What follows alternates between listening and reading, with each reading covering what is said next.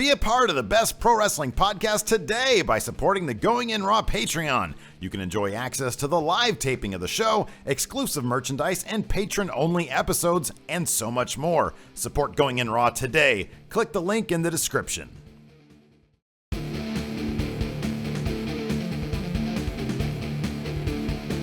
Hey friendo, Steve here. And Larson. And welcome to Going In Raw, the dirt sheet, the only place you need to be going for your pro wrestling news. We sort through all the stories throughout the week, find out what's bullshit and what's not bullshit right here at youtube.com/Steven Larson. We're also available wherever fine podcasts are available. Man, we're falling out of the, we've been in and out of the top 150 all week. It's been giving me anxiety attacks, Larson. I can tell. I'm looking just to set the scene up. You're not here, obviously. You're in a little picture-in-picture video, so I'm going to look at your microphone, but it's going to look like I'm looking at you. It's a pretty cool idea, right? Like, I think this is how they do it. Is this how they do it, like on ESPN? No, what I should have done is I should have brought some of that green paint. Yes. You have on the wall behind you and painted the wall behind me green, and you could have keyed that out and put me next to you. Yeah. Thanks to the power of technology. Well, you know what I could have done? You know what I might do? I might split screen you and then just put like cut out your head and put it over your Run the Jewels body. I might do that. I also looked in my garage for I have like a sort of a mannequin torso, like a black mannequin torso, like a black sort of velvet type thing, mannequin torso. I should have got like a Run the Jewels shirt, put that on there, and then put and then I'll just put your video head on top of that. No, what you should have done. You remember that WCW bit where Hogan took his head out of the box and was looking at it? Yes, You should have made a Larson head like that. Put it on top of your mannequin torso, and then done the Conan O'Brien thing with my mouth over the mouth. That'd be great. These are all great ideas. Next time you go out of town, we'll have to do that. Okay. I got a new bed today. For yourself? Well, for me and the wife, yeah. Yeah. Yeah, it arrived this morning, and it's really high. It's uncomfortably high. I feel like I'm performing some sort of like stunt when I'm sleeping now. I might roll off and die. My child, she's gonna have no. My dog is her hips are gonna just die now because she's gonna be jumping up and down on this thing. I don't like it. My wife loves it though. So what are you gonna do? Yeah. We should talk about pro wrestling now instead of my shitty new sleep system. Well, I hope it's not shitty. I hope it's comfortable. I hope it works for you. Probably not, to be honest. I want you to be well rested. You're a better worker when you're well rested. Am I? I think so. I know you are. You get grumpy when you're not. Yeah. Anyways, news item number one. Yeah, Mickie James' return confirmed. Well, according to PWInsider.com. Yeah. Mickie James, she signed a multi-year deal with the WWE and is expected to join SmackDown beginning in January of 2017. Really? They specified SmackDown? Yep. Wow, that's cool. Yeah. Give some star power to SmackDown. I know, that's really good for SmackDown. It's just unnatural for me to look at the mic now. I'm just going to look straight at the camera. Okay. So she's going to join SmackDown. That's my preferred place for her. What about you? Yeah. I think we've been saying that since she had her match against Asuka at NXT TakeOver Toronto. It's like if she re-signed, SmackDown is the place for her to go. Right. It makes total sense. SmackDown needs the veteran leadership. Who knows how long Natalya is going to be around? There's all sorts of factors. Like Natalya and Nikki Bella are kind of the two main sort of veteran leaders, I guess, there on SmackDown. I'm trying to think who. Yeah, that's pretty much it. And Mickie James I think she's perfect. She was super over. Everybody loves her. She can still go, as evidenced by her match with Asuka recently.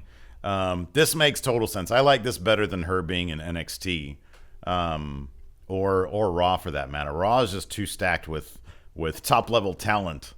So Mickie James, I think she's an added veteran presence. She's star power, and she injects sort of something fresh but something old into the SmackDown ladies division. So I like that. That's good. Good for her. All good stuff. That was a quick story. That was too fast. Yeah, no, there's not a whole lot of analysis really that can be done for that. Well, let me ask you this. Who do you want her to face immediately upon entering the SmackDown's women's division? Alexa Bliss. Because when Mickie debuts, she's going to be put right into the main event scene. She better be put right in there. Although she lost to the developmental women's champion, so why should she should be like back of the line? I would think, right? She should be fighting Carmella. Who's like the lowest level heel? Carmella's got kind of a high profile feud right now. She's on Talking Smack and everything. Naomi's a face. Top heel on SmackDown Women's Divisions, Alexa Bliss. Yeah. And then Carmella, then Natalya. Natalia kind of, I mean, is she even a heel, though? I don't know. She's not acting like a heel unless it's actually revealed that she's the one who beat the crap out of Nikki Bella. Yeah.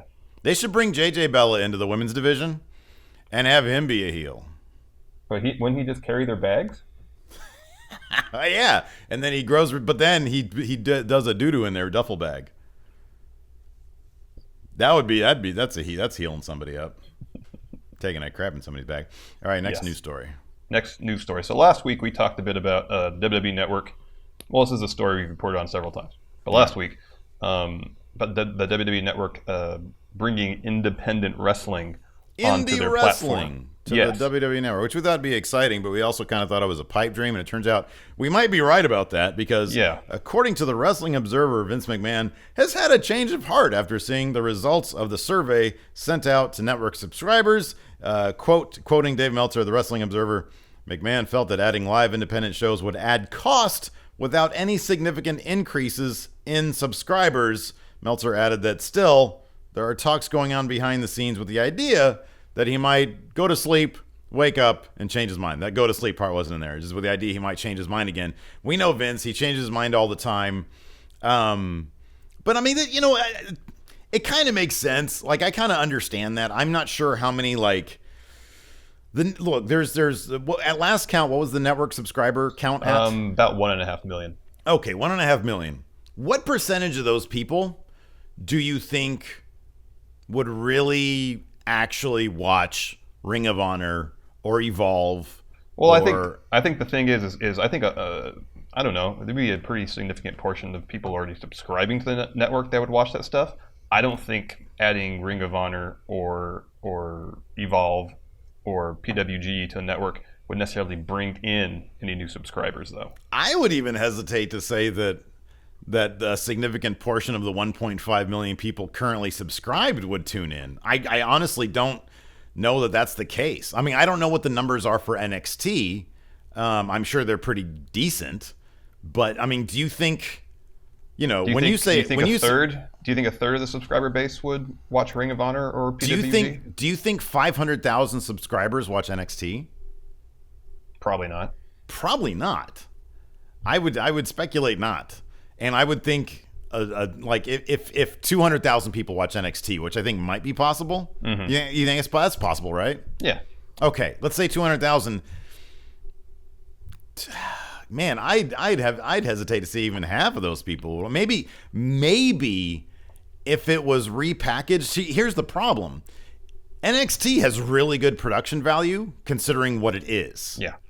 All their graphics are all pro level. Ring of Honor is not. And I like the wrestling in Ring of Honor, but man, their streaming service is crap. Yeah. Dude, I've tried to watch Final Battle and my internet is hyped over here. It's like the Mojo Raleigh of internet services. It's hyped. Pretty good. It is good stuff. It's pretty good.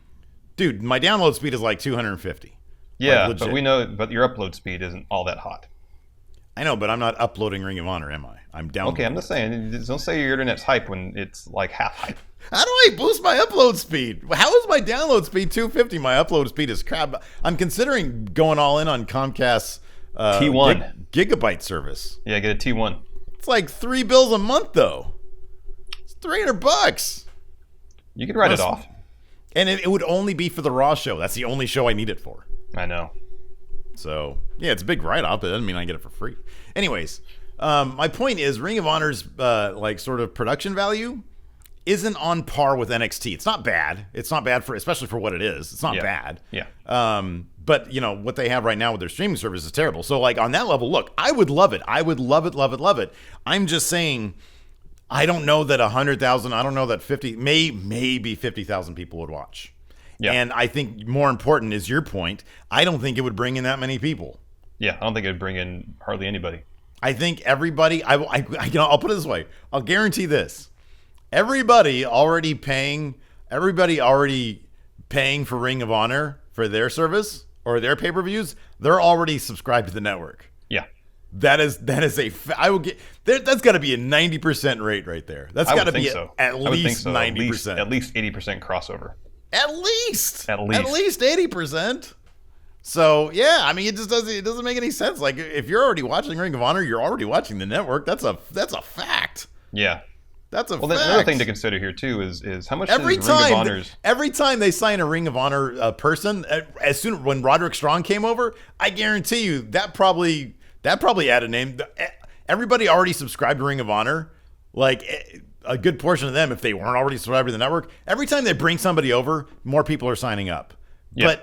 But adding that's not gonna. Yeah. Anyways, go on. How much is Ring of Honor's monthly subscription?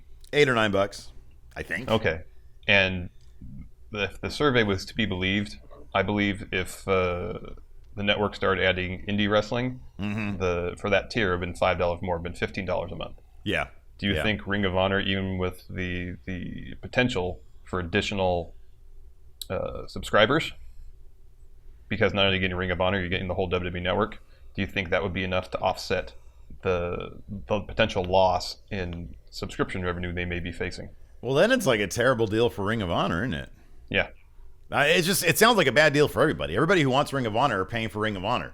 And then if Ring of Honor then ends up on WWE Network, I mean, it'd have to be a real sweetheart deal. I just don't see it doesn't, like, we have no idea. We're outsiders. But, like, logically, the economics just doesn't sound like it makes sense for anybody. Yeah, it really doesn't. Not right now. Know? I mean, why Ring of Honor? Get rid of all their, like, the only way it would make Patreon sense for Ring of Honor? The only way it would maybe make sense is if Ring of Honor used the network strictly as a distribution platform for their larger shows. Yeah. Strictly. Yeah. And then so they can still have the regular subscribers for their regular service. Yeah. So they get, the weekly television show and, I don't know how often they have pay-per-views. But if they want to have some of their larger shows or maybe even once a year, just something on the network, just get more exposure. I mean, then there might be some value in it. If they license out their tape library, that would make some measure of sense. If you had everything up to like last year or something like that, and then you have to wait a year for the I don't know. I don't know. And I'm sure that's what WWE probably values more than anything is all the tape library with Daniel Bryan, Seth Rollins, Kevin Owens. And even the guys that they're looking to bring in now, if Adam Cole shows up before WrestleMania or after whenever he's going to show up, if that happens, you want, if he blows up, you want his backstory, you want all that stuff. So yeah, I don't know. It's sort of like I said, it's sort of wishful thinking, like especially with something like Pro Wrestling Guerrilla, who according to Meltzer, like they're one of the last like indie wrestling promotions that makes a lot of money off their DVD sales. I mean, their shit isn't available online for the most part. You can find bits and pieces here on YouTube, but there's a couple matches that I want to see from Battle of Los Angeles. I'm probably going to end up buying like one of their DVDs, and they separate their nights by DVD. You can't buy, like I'll put it this way. I did not see on their store all the DVDs together, but they have night 1, night 2, and night 3. I mean, they might have a bundle that I just didn't see but they sell like night 1 for $20, night 2 for $20, and night 3 for like $30 or some shit like that. I forget what it was exactly. Yeah. But you have to plunk down some change. That's how they make their money, and that's why, because they're not moving up in venues. Like apparently they're just staying in that little where do they like a banquet hall in Reseda. Yeah, it's in Reseda. I thought it was like a veterans what do you call that place? Like a VFW in Reseda. Oh yeah, it might be. I think it might be, but I think they're because they pack they sell those out in minutes. Yep. And literally in minutes. So they're doing, and that evidently their model works for them. Adding streaming into their life, into their business plan might be like a terrible idea for them, Yeah. It's like if you have a good thing, you need to really, really be careful about how you're expanding, Yes. So, maybe in the future it'll be worth it. Who knows? But yeah, I guess it makes sense that, maybe Vince McMahon will go to sleep and wake up and be like, oh, you know what? Screw it. I don't care if it makes money. I want them all. I want them. Vince doesn't make any financial sense. No, I want them. And our last news story before we get to our NXT recap. Yeah. Lita is saying goodbye. Yeah, goodbye. This was goodbye, interesting. Lita. It was kind of surprising. I think it was on Tuesday when, in between recording the Raw recap and the SmackDown recap, a story popped up from the Wrestling Observer that reported that both Jerry Lawler and Lita were being taken off their pre-show duties and being moved from full-time WWE contracts to Legends contracts. Yeah. And according to Wrestling Observer, for Lawler, or at least in Lawler's case, the decision seems to be based on age, as Vince apparently doesn't believe that people, quote, want to see older people regularly on television. What the fuck? The Golden Girls was like the most popular show in the 1980s. I don't get that either. That's not actually true. The Golden Girls was not the most popular show in the 1980s. It was pretty popular, though. No, it was pretty popular. Look, this bums me out on a couple different levels. I also didn't they say the pre-show is gonna be reduced from half an hour to 15 minutes or something like 10 that? 10 minutes. 10-minute pre-show? Yeah. What can you even do in 10 minutes? I don't know. But then moving on to Lita. I never watch it though, so it doesn't matter. Yeah, I don't really either. As for Lita, JR, Jim Ross tweeted out on the 7th, so Wednesday, that the reports that Lita being under a Legends contract are evidently not true. Yeah. According to Lita herself, she is no longer with WWE at all. So wait, did Lita tweet that out? No, Jim Ross did. Jim Ross. Okay, so Jim Ross told Lita or Lita told Jim Ross directly. Evidently. Okay, all right. We don't know. Jim Ross didn't source Lita. Not directly. No, he just said according to this Lita. Bums me out on like a couple different levels. Yes. Jerry Lawler, I really like him being in the company, and I don't believe necessarily that he brought. I'll put it this way: the way they used him, I don't think he added a lot to what they were doing. I would way prefer Lawler over Otunga on the SmackDown team, though. Yeah. I mean, to be honest, I'd prefer a dirty sock over Otunga on the SmackDown team. I'd prefer anything. Freaking what's his name? Who showed up last night? Percy Watson. Mm-hmm. Stick him on the SmackDown team over Otunga. My flannel sitting there on the couch. Put him on the SmackDown announced team over Otunga. Anyways, Jerry Lawler, I think, could add a lot because of, the dude is like a legend in wrestling. Yep. And the one thing I'll say when he was on SmackDown with Morrow is that Morrow used to ask him cool shit about his past. Yeah. And ask him, and he would ask him, and I know a lot of people had a problem with that pairing, but the few times that I was actually paying attention, I noticed Morrow would ask Lawler how it would relate, how something current would relate to something in Lawler's past. He's had, yeah. Give him some context from his experience. And I like that. And I think that if they use him in that manner, that's really cool. Like, I love to hear old Lawler stories. Who doesn't? And I disagree that we don't want to see old people on TV. Yeah. And Lita's not old on top of that. No. Like, that's probably a different thing, though. Yeah. They probably said, hey, we're cutting this pre-show down, so you got to go. But we want to keep you to a Legends contract. She's probably like, fuck you. So who remains on the pre-show? I assume that's just going to be... who's on the pre-show now? So I think it'll just be Renee Young and Booker T. I mean, look, I love both those guys. They're great. I hope they're not going to start bringing in podcasters like we saw. They had Pete. What's his name? Peter Rosenberg. Rosenberg, yeah, that's right. He's good. He's real good. Which is cool. No, look, it's totally cool. I'm just saying I don't want to see Steven Larson on a freaking pre-show. You know what I mean? I don't think anybody does, man. You don't think our friendos would love to see us on a pre-show? That'd be weird. I can't talk about shit like it's in I'm in kayfabe. Oh no, yeah, I couldn't either. That'd be the problem. Who's gonna win tonight? I don't know. Who do you think the writers want to win? I don't know. Who did Vince decide was going to win this morning when he woke up? Yeah, Renee Young. Has Vince made a decision on that yet? I couldn't get out of that. I could not get out of that. I'm not so much of a mark that I could change the way I think and start asking questions in kayfabe. I know. It'd be weird. It'd be awkward. I wouldn't be able to stop myself from laughing. That's the problem. I know. That's the problem. It's like And I feel like talking every about- time I said something, it'd be with a wink, you know? It'd be like talking about the Muppets as if they're real. Like, I don't know. What do you think Kermit's gonna do today? Do you think Gonzo's gonna be able to shoot out of the cannon today? What a dangerous stunt for Gonzo. He's done it before, though. I have faith he can do it again and not die. The most extreme Muppet of them all, Gonzo.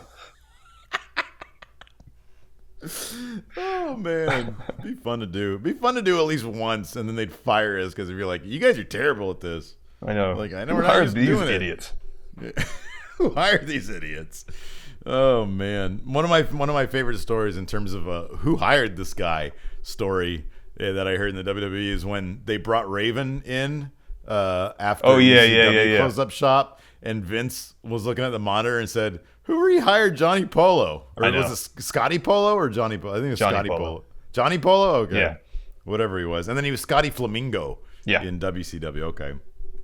That made me laugh. That fool did not even know. He didn't even know that Gallows was Festus, apparently, allegedly. Yeah. I love that story. That's great. He's like, yeah, I was Festus. It's good to have you here. Well, I was here before, Vince, not too long ago. What? I was Festus. Oh, my God. Not only was he Festus, he was Doc Gallows in the Straight Edge Society. Did Vince not know that part, though? I don't know. Why didn't they bring him back again as Doc Gallows, though? Why is he Luke Gallows? I don't know. It's all weird. It's all weird. Anyways, I wonder what Lita's story. Getting back to it though, it bums me out for Lawler though. Like hopefully, you know what'd be rad? Oh my God, you know what'd be rad? Lawler joins JR on his podcast permanently. Oh, that'd be cool. How great would that be? Now Lawler's freed up to do commentary with JR elsewhere. Yeah, like, why can't they be on? Could you imagine a commentary team? I don't know if Lawler and Cornette are cool with each other, because you never know about those things. Could you imagine Lawler, Ross, and Cornette announcing any number of shows? I know. That'd be probably awesome. Great and like a train wreck, but I think it'd be an awesome train wreck. Yeah. Anyways, I think it'd be a lot of fun. I hope that Lawler sees this as an opportunity. And maybe he was just tired of it. Maybe he was like, you know what? I'm kind of done with this anyways. Like, you guys, you fire me off the announce team and you relegate me to the pre-show. Yeah, it seemed like the writing's been on the wall for a little bit. He might be kind of like, screw this anyway. Screw this. Yeah. So it seemed like they were trying to push him out anyway. So I'm sure he's got plenty of money. He's probably. Oh yeah. Lawler always seemed like, I always loved his origin story. How he was like, what was he like he was in radio. Shit, I forget what it was. He was like a radio DJ, like way back, and then he got like somebody just gave him wrestling lessons in exchange for something. Yeah, they were like, hey, all I have to offer are wrestling lessons, and I need something that Lawler had to offer. I forget what it was, and Lawler was like, okay, I'll take wrestling, and then he ends up as a legend. I know in Memphis. I know. That's great. Maybe he'll run for mayor. Didn't he do that before? I think so. That sounds familiar. He should do that again. He'll win this time. We're not going to talk about Linda McMahon taking on a cabinet spot. People are kind of this is what I'm legit curious about. We're going to interject politics here, but I'm legit like, I noticed that on the Twitters, the reaction to her being named head of the small business administration transition or something like that. Yeah. Like, a lot of people are saying, oh, well, this sucks. And I honestly don't know. You mean in terms of policy or just the fact that she got appointed? No, in terms of policy, like how she would affect policy as it pertains to, okay, for example, so Colt Cabana tweeted something out. He says, well, it's been fun. And then he tweeted out he like retweeted the Linda McMahon story. And he said, well, Pro Wrestling Tees and something else, it's been fun. And I honestly don't know. I mean, is it just because of how they feel the WWE is with merchandise stores like indie wrestling or something like that? I'm not sure. Yeah, who knows? Yeah, okay. I didn't know if maybe you looked up. No. The extent I knew of the story was she got appointed and that she was the largest donor to one of his super PACs. Yeah. Like she gave $6 million or something, or $5 or $6 million to one of his super PACs. That's how much it would cost to get a cabinet position? Mm-hmm. $5 or $6 million, something like that. She spent over $100 million on her own failed Senate campaigns. She ran for Senate twice. Was she going up against Hillary? No, she was running in Connecticut. Oh, yeah, not New York. Okay, that makes sense. Anyways, let's see here. Yeah, we got to talk about NXT now, Larson. Yeah. Let's see here. There was a DIY promo. So they came out and they celebrated. Went through the crowd and celebrated, and then they're about to do their promo, and then the Authors of Pain music hit. How soon is it going to be? The Authors of Pain. Do you think DIY is going to pick up any victories against the Authors of Pain? I would be surprised. Me too. I'd be very surprised because DIY is ready for Main right now. Yeah. I feel like them having the belts is transitionary and simply to say they had the tag team titles. Yeah. Because I think it's an acknowledgement of for getting themselves over to such a degree. Exactly. It'd be weird if they did. It's kind of like it's weird how Enzo and Cass never had the belts. I know. Just kind of weird. And so it would be weird. It would be weird if these guys didn't have them because they're so good and they're ready for Main. Just send them there now. Everything will be fine. And I don't want them in the Cruiserweight division. That's going to bum me out. I think that's probably where they're going to go, but I don't want them there. So then even like the Revival came out and Authors of Pain kind of punked them out. Yeah. So DIY and the Revival, if they leave, we're sort of just stuck with, well, no, we have Sanity there, but they're heels. I guess is the last face tag team just No Way Jose and Rich Swann? Yeah, probably, but I don't know if they will be able to be a full-time tag team. Right? No, I wouldn't think they would. Division, you know? Yeah, I don't like. What are they going to be left with? Nothing. They got to bring in some people. Yeah, or when after American Alpha left and we thought, okay, that's Roderick Strong and Oni Lorcan. Yeah, make them a tag team. Make them a tag team. That'd be great. But after American Alpha got called up, we were like, oh wow, that really decimates their tag division. And then we always say that about everything. Authors of Pain debuted, and we're like, okay, no, they're fine. Yeah, they're good. No, they'll be fine. They bring in people all the time. They'll be fine. They'll bring in the Usher twins, the two giant guys who look exactly like Usher.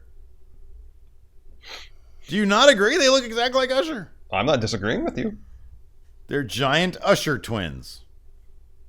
It's like Anthony Hopkins in Westworld made giant Usher twins with a 3D printing device. We watched like the third episode of that last night. No, you're ahead of me then. I've only watched the first two. Did you notice they were doing some Radiohead in there? Yeah, it's kind of cool, pretty neat.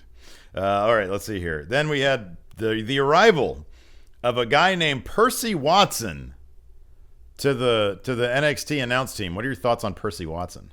I wasn't familiar with his previous work. Yeah, me neither. When he was on the original iteration of NXT, I guess. Yeah, it looked like. I wasn't watching like wrestling. He can jump then. really high. Like he's got a good vertical. He seems very enthusiastic.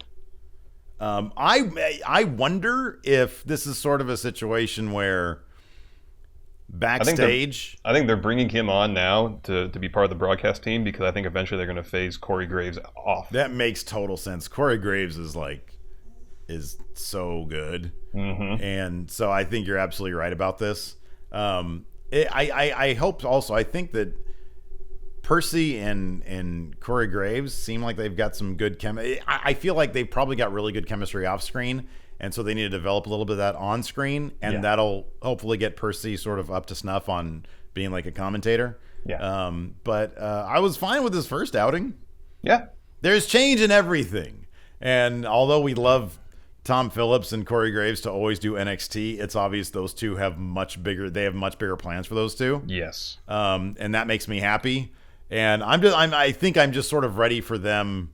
I love them on NXT, but I am ready for them to move on and take on more roles on the main roster. Exactly. And so at some point, it kind of feels weird that they're still on NXT. I think that's my thing. I know. Well, we both expected when Corey Graves got named to the Raw announce team, we just thought, okay, well, he's done it in NXT now. Right, exactly. That's what we figured. So, but now between Raw and 205 Live and NXT, that's a lot for Corey Graves to handle, I'm sure. Yeah. So good for Percy Watson. He seems like he's got all the charisma in the world. Like I said, hopefully Percy Watson will get fast-tracked to SmackDown and take over David Otunga's role. Or JBL's. Yeah. Let's see here. Okay. No, I like JBL. Then we had No Way Jose and Rich Swann, the current cruiserweight. I love Rich Swann, man. I'm so on board with Rich Swann right now. Oh, he's great. He's great. He's got like a great face.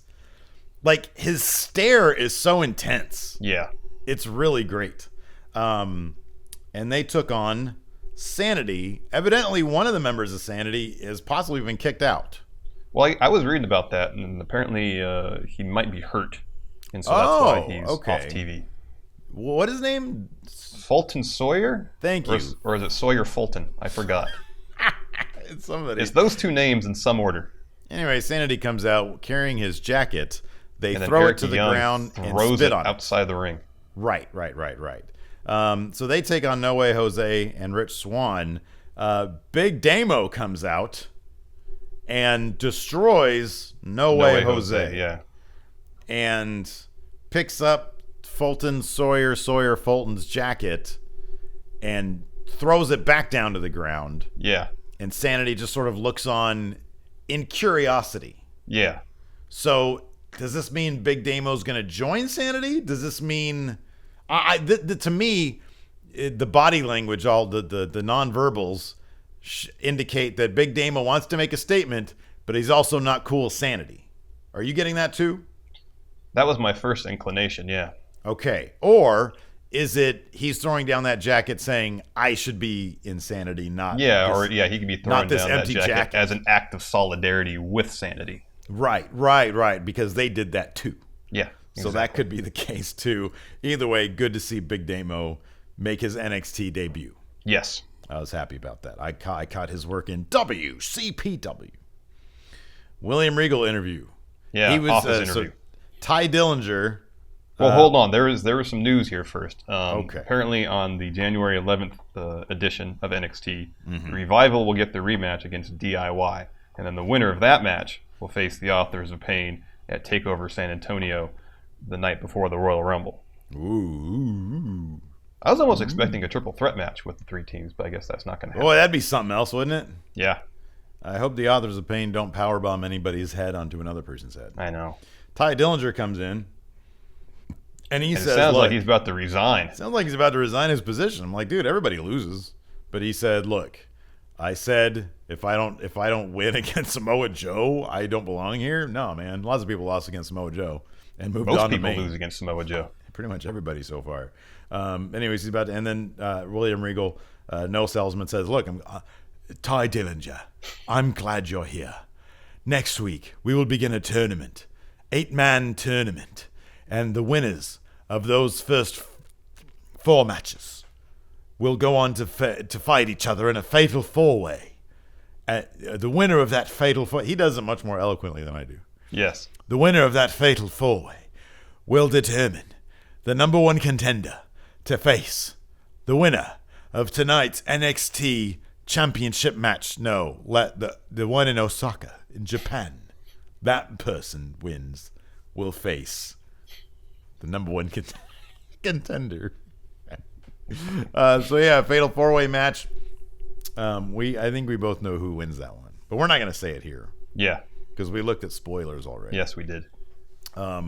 But anyways, Ty hears that and is like, okay, that's cool. I'll do that instead of He's like, retire. that's good too. I was about to quit, but that works also. Yeah, instead of that's a also potential good. title opportunity works too. And he's like, now I'm definitely not going to say ever again, if I don't win this, I don't belong here.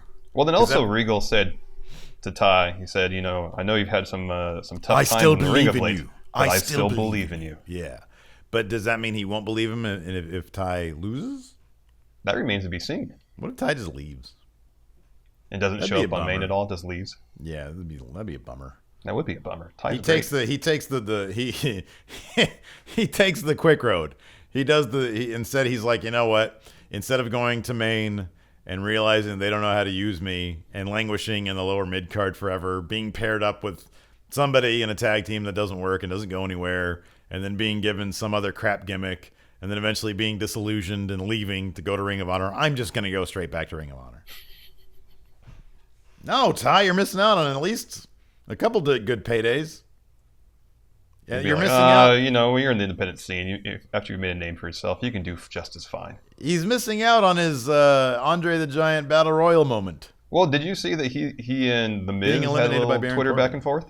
Him and who? The Miz Oh, they had a feud thing going on? on Twitter. Oh, no. What'd they say?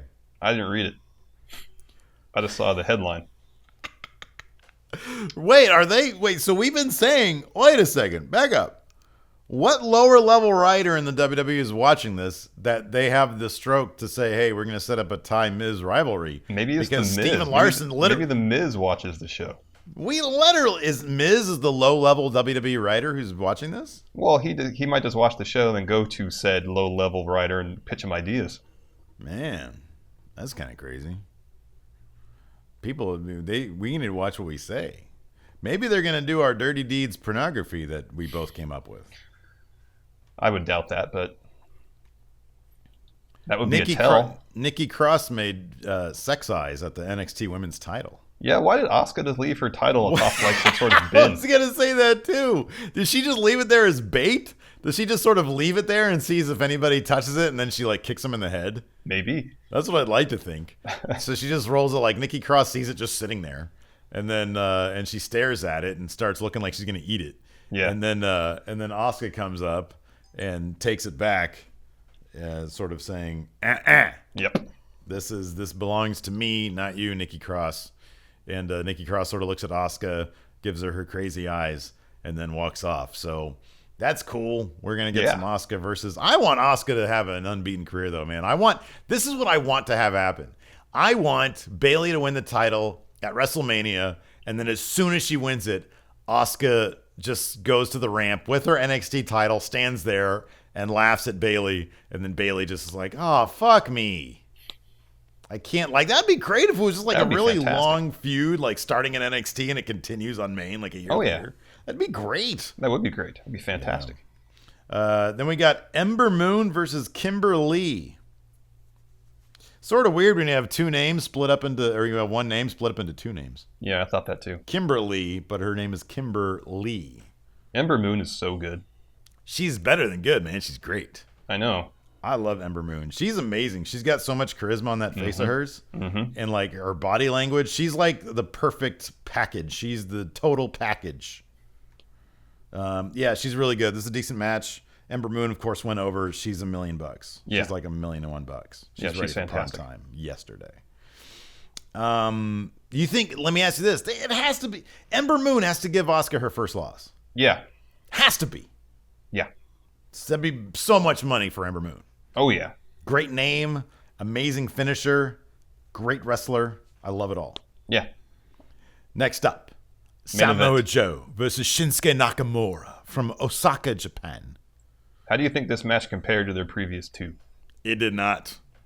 You texted me and said they both seem tired, and I agree with you. They both seem tired. Well, one of either Graves or Phillips made a point of saying that they were worried about jet lag taking over or having an effect on the match because this was the first date on their tour of Japan and Australia.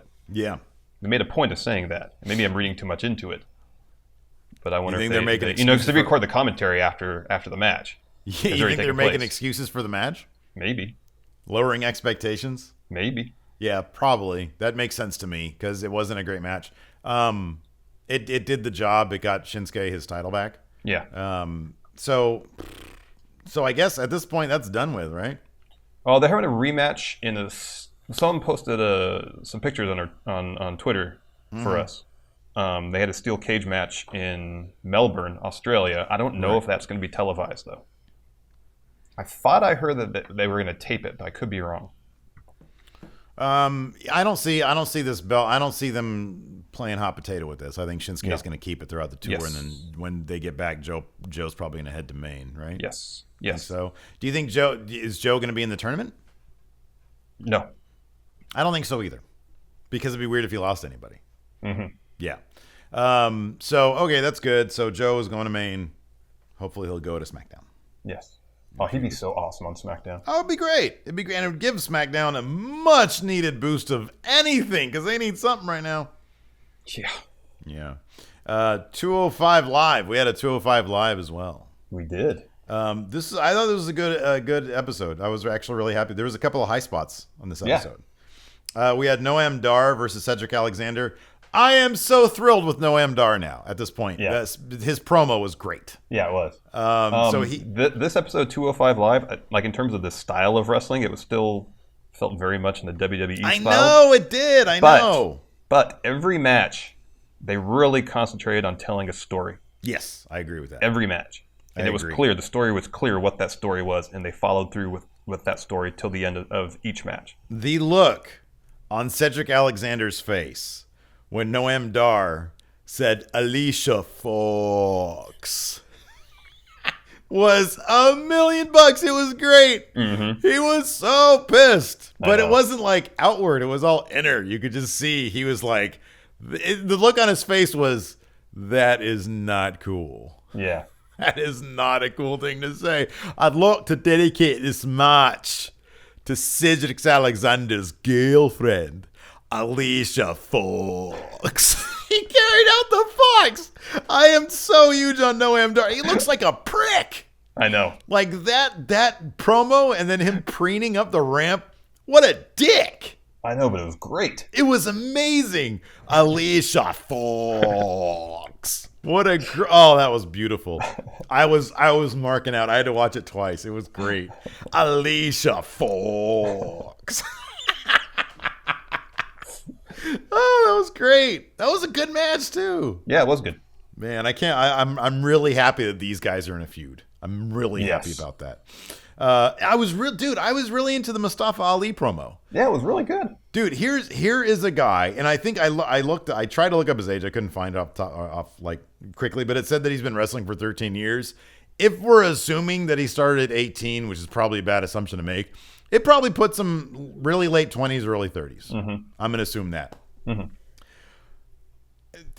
This dude, like when he talks, the way he talks, what he says, there's so much. I hate doing this. And I'm not going to rail on TJ Perkins. I thought his little backstage locker room bit with Rich Swann was pretty good on TJ's part. Yeah. I think with TJ sort of not being the immediate title holder now he's sort of past that.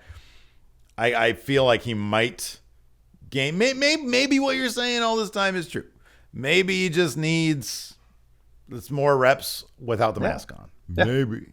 I still think that he's kind of devoid of charisma, but maybe he can build some of that up. Maybe he can translate it better in some case. Because he's a good-looking dude. Yeah. But Mustafa Ali is sort of, that was the case. That promo, I was like, you know what? He's not being overly intense. He's not being overly anything, but I believe everything that he's saying. It was sincere through and through. Yes. There's something to be said about just sincerity. That was, it sort of goes back to Scott Hall on that episode of Breaking Ground when he's talking to Apollo Crews. Yeah. And he said, it sounds like you're cutting a promo.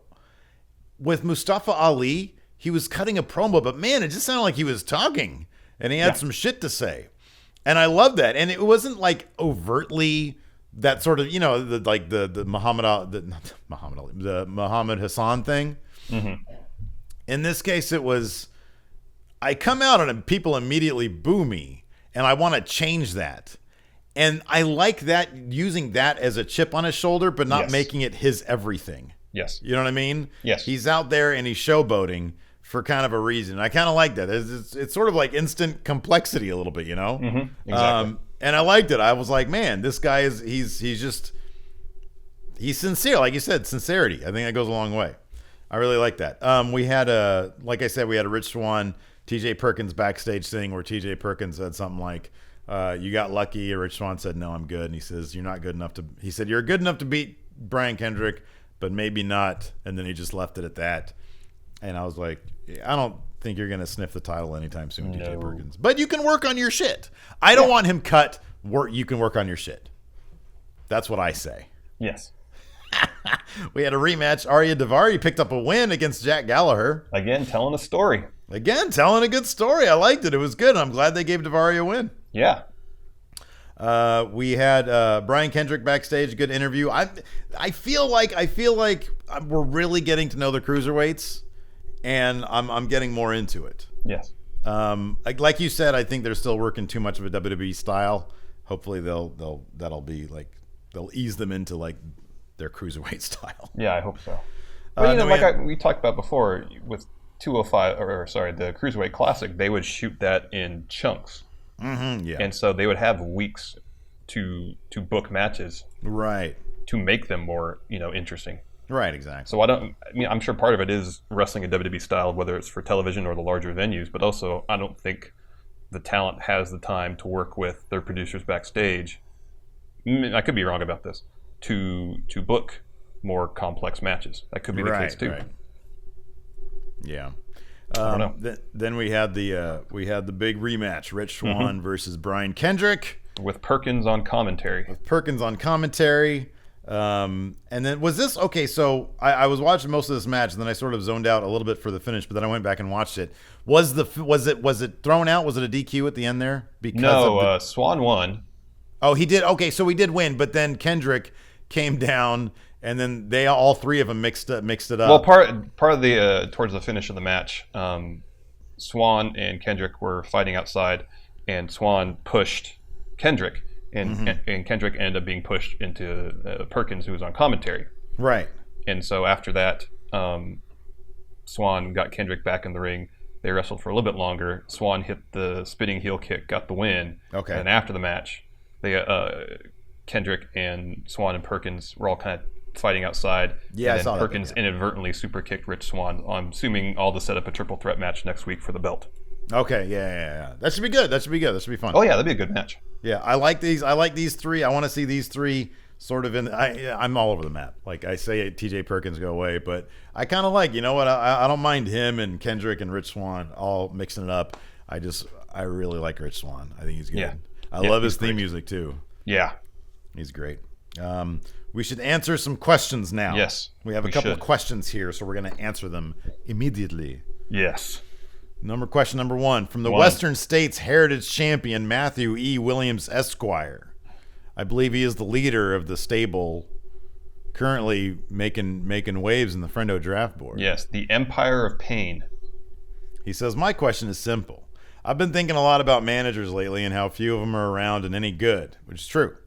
Do you think a lot of guys' personality, charisma problems would get fixed with a manager? He says, obviously Heyman is amazing, but I'm wondering what you guys think. Who you guys think would grow with a Valley manager? Well, I think right now the biggest and best example of what a manager can do for a talent is Paul Ellering with the Authors of Pain. I think when you're selective about it, because he was great in his little promo. Yeah. He's always great. He's Paul Ellering. So when you're selective about it and you find a manager that fits really well with somebody. Paul Heyman fits perfectly with Brock Lesnar. Yes. I thought he fit perfectly with CM Punk. I think that he just doesn't fit. He fits with somebody he can bounce off of, and Cesaro and Miguel and Curtis Axel. Yeah, Curtis Axel. They just didn't fit. Like they didn't have. Also, Heyman is friends with Punk and is friends with Brock Lesnar. They have this, natural chemistry with one another. So you need some sort of dynamic that works. You can't just pair a really good mic guy with somebody who's just really athletic and hope that works. You need a chemistry, a dynamic. Like Paul Ellering fits so well with the Authors of Pain. Yes. There we go. He fits so well with him. As far as Lana fits perfect with Rusev. Yes. Trying to think who else fits or who else could fit. Who could use a manager right now? I just like it. I like it selectively. You know what I mean? Yeah, I know. I like it selectively.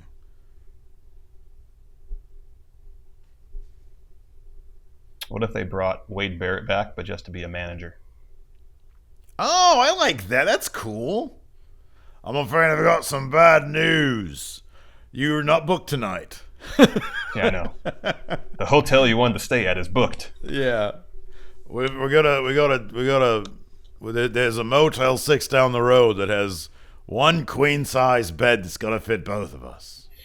Ha ha ha! I don't know who he would manage, but I've got a lot of gas tonight, so especially given his injury history. Yeah, I don't know. Universal Jones. He says, hey, you pencil neck geeks. Since there's always a multi-man ladder match at Mania, Who should be involved this coming year, and what should the prize be? I like this because we can come up with our own prize. That's true. What should be hanging from the top in a ladder match? Can't be the Intercontinental Champion, because what's that going to be, a 3-man ladder match? You don't want that. Yeah. Well, a more serious answer, they could have a cruiserweight title ladder match. Yeah. Or cruiserweights. How about this? A bag of Del Taco match. A bag of Del Taco. So a huge bag of Del Taco food is hanging above the ring. Who would win in a ladder match, you or me, if we fought each other in a ladder match? Probably you, because I don't like heights. I'm not huge on heights either. But if a bag of Del Taco's up there, probably me. I'm probably more motivated. Yeah, I think so. It depends if there's a burger in there or not. If it's just a number two, I think it's like a huge sampling of their menu. Then it's definitely me, man. I'll eat all that shit. I might go get some today. I don't have the baby with me. She's in daycare. Oh man, Matthew Bernier. Are the Wyatts the new anti-New Day? They confirmed. Freebird rule. Yes. Confirmed. The Wyatts are the new Freebirds. I mean, the new New Day. Or Freebirds. What did Bret Hart say about the Freebirds? Oh, they're a bunch of pill poppers and drunks. Whoa, Bret! You can't say that about people. No. Jonathan Copen. I agree with you that Baron Corbin is being booked great, and I enjoy what they're doing with him. Question is, what title do you see him winning first? The Intercontinental Championship or the WWE World Championship? Intercontinental Championship. World title. No, probably IC belt. Yeah. We might see Baron Corbin win his first IC title at Mania. Potentially. I just like to fantasy book everything the way I want it for our Mania. For when we're going to be there. Oh, yeah. I want to see all that stuff. I know. Be good. History being made. Next question. The high tier low, Gary O. Oh, yeah. Everybody pointed this out, and they're absolutely correct. He says... Airheads. He says, I believe Steve was confusing the Lone Rangers from the Brendan Fraser, Adam Sandler film Airheads and Zach Galifianakis' one-man wolf pack from The Hangover. And he's exactly correct. It was, there are 3 of you. You're not exactly lone. Yep. The Lone Rangers. The phenomenal Claire S. Hey, I'll just join the Patreon today. Thank you, Claire S. Thank you very much. Says, I'm getting pretty sick of Ellsworth, and my dream is to see AJ and Dean obliterate him together. But the question is, if they're aiming for AJ Taker at the Rumble, where do you see them putting James in the future? Well, you think Dean and Ellsworth are going to feud for like the next 8 months? Well, about 8 months, but at least for a couple weeks. You said 8 weeks in the last episode, and then I you didn't said say that specifically. I said they would feud for some time between now and the Rumble. 8 weeks. I didn't say the full duration Oh. though. Where do you ultimately see James Ellsworth going?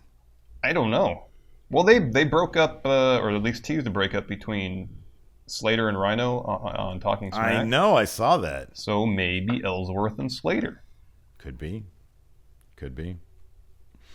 Tommy T.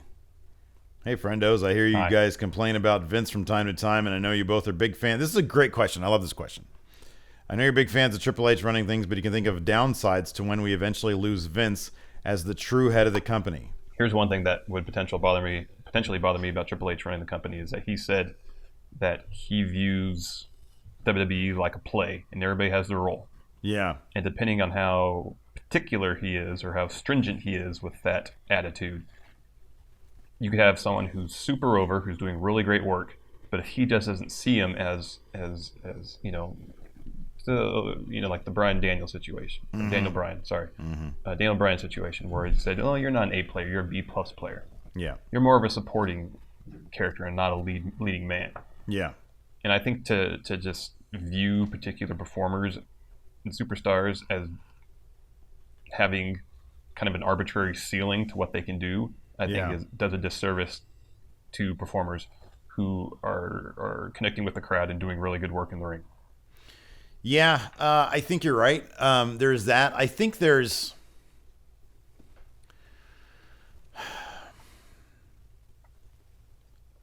there is also the concern, and honestly, I think the pros heavily outweigh the cons based on what we've seen in NXT. But Vince definitely understands the sort of the mainstream circus tent appeal of wrestling.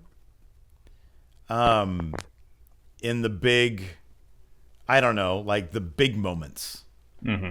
And that's what he's traditionally been the best at, is sort of the big moments that brings in the big money, you know. And I hope Triple H doesn't try to make it too much like a giant size Ring of Honor. Yeah. But I honestly don't. I'm looking for any downside. Yeah. And Vince is traditionally known as the big idea guy. Mm-hmm.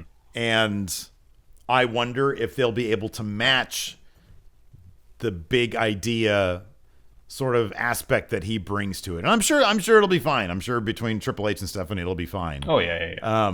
But if there's any downside, that's the only thing I can think of. Yeah. And what you said is good too. Yeah.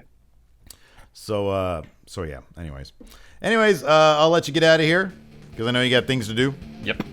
Thank you for tuning in to the Dirt Sheet. And yes, thank you very much. Yeah, until next time, we'll talk to you guys later. Goodbye.